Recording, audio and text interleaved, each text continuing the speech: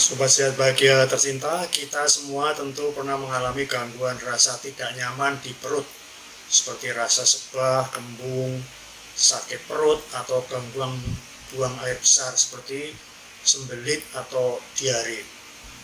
Kalau hal itu sekali-sekali saja dalam 1 bulan mungkin masih bisa ditoleransi. Tapi kalau sudah cukup sering mengalami gangguan rasa tidak nyaman atau sakit pada perut itu, akhirnya mengganggu kebahagiaan hidup juga. Gangguan perut adalah istilah umum yang digunakan untuk menggambarkan berbagai kondisi atau masalah yang dapat mempengaruhi saluran pencernaan atau organ-organ terkait di dalam perut. Gangguan perut dapat bervariasi bermacam-macam, mulai dari yang ringan sampai serius atau kronis.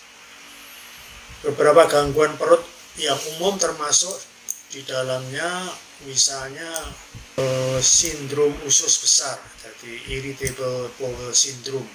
Sindrom usus besar ini dapat menyebabkan perubahan dalam pola buang air besar, ya, termasuk diare atau sembelit atau kram perut atau produksi gas yang terlalu banyak. Nah, kemudian juga ada gastritis, ya, yaitu peradangan pada dinding lambung. Yang ketiga, mungkin banyak yang sudah tahu tentang bahasa MAH, ya, atau gastric ulcers, jadi luka pada dinding lambung atau pada duodenum. Kemudian ada jenis lain yang juga banyak yang dikenal juga sekarang adalah GERD atau gastroesophageal reflux disease. Gastroesophageal reflux disease, GERD. Yaitu ketika asam lambung naik kembali ke kerongkongan menyebabkan sensasi terbakar di dada atau heartburn dan gejala lain seperti rasa pahit di mulut. Kemudian yang kelima, mungkin ada cholecystitis atau peradangan pada kantung empedu yang biasanya disebabkan oleh batu empedu. Kemudian ada gastroenteritis, infeksi saluran pencernaan yang biasanya disebabkan oleh virus, bakteri, atau parasit. Gejalanya meliputi bisa diare, mual, muntah, demam, dan kram perut.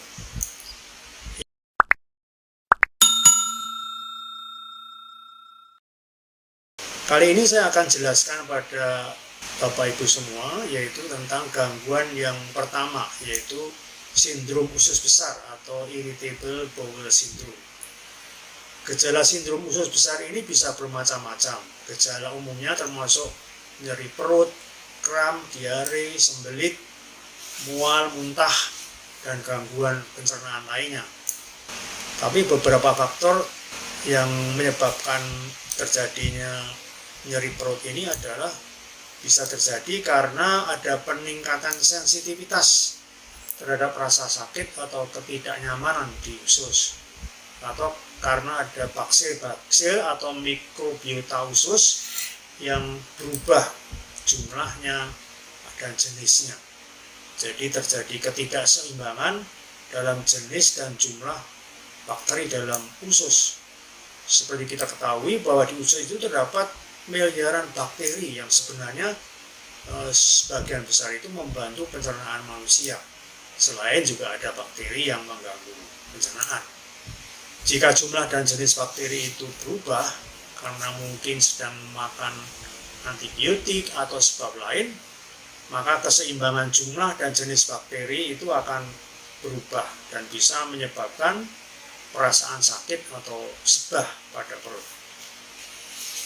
Jadi bisa jadi karena penurunan daya imun tubuh, misal karena menderita menurunnya kekebalan tubuh yang disebabkan oleh penyakit atau sebab lain, atau karena memakan makanan yang membuat usus sensitif terhadap makanan tertentu, misalnya makanan atau bagian makanan yang dapat memicu gejala sakit perut, atau bisa disebabkan oleh faktor psikologis karena stres, karena kecemasan atau depresi dapat memperburuk gejala gangguan perut ini. Juga ada karena gangguan peristaltik atau gerakan usus yang dapat menyebabkan gejala diare atau sembelit. Ya.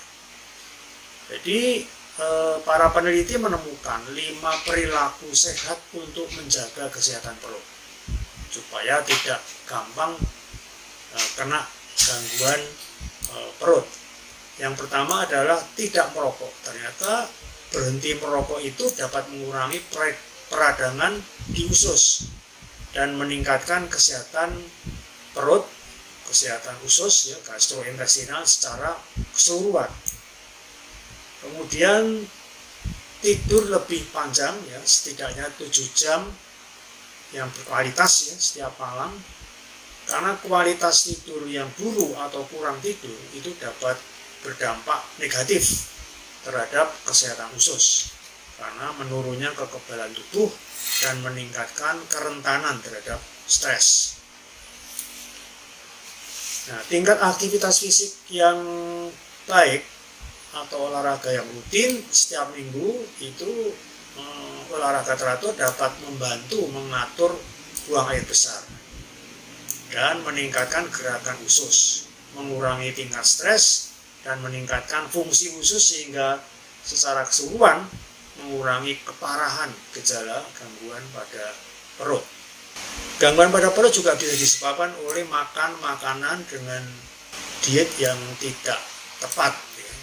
Ya, karena perlu dihindari makanan yang memicu usus seperti bawang bombay misalnya, atau yang tidak cocok dengan susu, atau buah apel atau alpukat yang memicu pembentukan gas, ada kopi, alkohol, dan makanan-makanan yang pedas. Nah, kalau memang tidak bisa mentoleransi makanan seperti ini, itu akan meningkatkan gangguan pada perut. Ya. Nah, karena itu dianjurkan untuk meningkatkan makan makanan yang banyak serat, seperti sayuran, dan yang jelas tidak minum alkohol, karena alkohol itu tentunya juga berpengaruh yang kurang baik terhadap perut. Gangguan perut ini perlu obat-obatan, ya, kalau memang penyebab-penyebabnya tidak jelas dan tidak sembuh-sembuh. Nah, kalau memang perlu obat-obatan, bisa karena gejala sembelit, bisa diberi obat pencahar. Kalau diare misalnya dapat diberi obat diare, dan jika perlu memang konsultasilah ke dokter. Jika ada kemungkinan perubahan dari mikrobiota usus tadi, salah satu sebabnya tadi, maka memakan obat suplemen seperti probiotik itu juga dapat direkomendasikan untuk membantu mengembalikan keseimbangan.